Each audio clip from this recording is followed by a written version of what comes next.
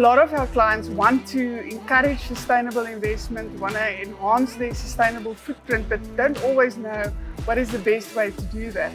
It is a journey that most organizations have to start to embrace, but it has to be intentional. It can't just happen by accident.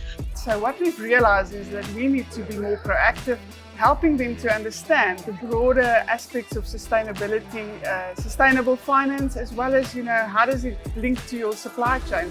Our objective is to get to listen to our clients around some of the issues that they're facing from a sustainability perspective.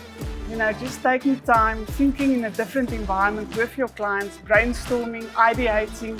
For us, co-creation is a key part in understanding what our clients go through on a day-to-day basis and figuring out how we can leverage some of our resources and they can leverage some of their resources to come up with solutions that will be to the benefit to the client, to the organization, and overall to the customer base and communities that we serve.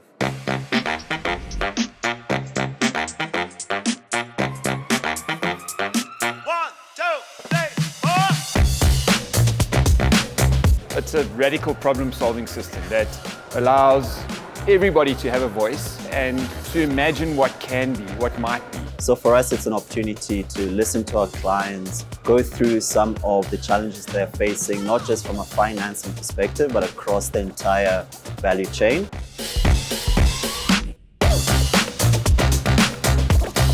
We did find it very stimulating, very encouraging and innovative environment that allowed us to look at different challenges facing companies from a sustainability perspective, but also brainstorm possible solutions. So these design thinking workshops have actually helped us formulate some of our strategies today, even in DPA. Really, you need a way to think of things differently and to imagine what's not there yet. So this approach helps us to get into that state of mind that allows us to think of what's next.